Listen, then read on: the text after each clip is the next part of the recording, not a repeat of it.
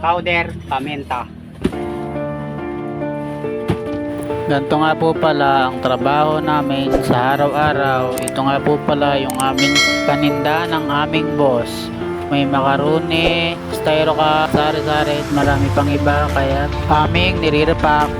Kaya ako'y kukuha ng paminta na aking riripakin. Hindi ko na nga po pala ipinakita sa inyo kung paano kami mag-repack dahil sa sobra ng haba ng aking video. Kaya't habang ko nga po pala kinukuha ang paminta ay sobrang init ng panahon, kaya't yung aking katawan ay pawis na pawis. Nako, init ng panahon talaga ngayon. Mabuti na lang ako'y nakatapos agad, kaya't ako'y aalis na at sa sobrang init talaga ng panahon ako'y malapit sa bubong. Nasa sa taas kasi yung aming bodega. Akala ko naman tapos na, hindi pa pala. Ako nga po pala ay kukuha pa ng basot ay aking binili sa Nudge. Sobrang init na talaga dito sa taas. Tatapon na yung mga box na nagka para hindi ka nagapanghabala sa daan ko. Bato-bato sa langit, tamaan wag magalit. Ilag mga idol. Pagtapos ko nga po pala kumuha sa taas at ako'y bumaba na, pinagtatapon ko na yung mga nakuha ko sa taas dito sa baba ng aming maripak na mamaya. Dito na nga, ang susunod namin gagawin ay kami magre-repack ng asukal at sa aking kasama nga po pala ay harina. At bumili na rin nga po pala ng kubrat at ako'y tuwang-tuwa. Pinagpatuloy ko lang nga po pala yung aking pagtitimbang ng asukal, kaya tuloy ang dukot ko ng plastic.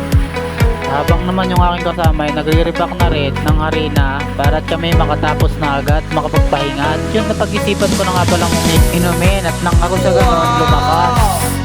Grabe, ang sarap talaga. Pagkatapos ko nga po palang uminom ay pinagpatuloy ko ng pagtatali ng asukal. Para nga naman hindi kami antukin ay dinadaan lang namin sa kwentuhan at para masaya habang nagre-repack. Sa mga nanonood ng aking video ay sana huwag kayo magsawa na mag-share, i-like at mag-subscribe na rin. Ay napakalaking tulong na po ninyo yan para sa akin.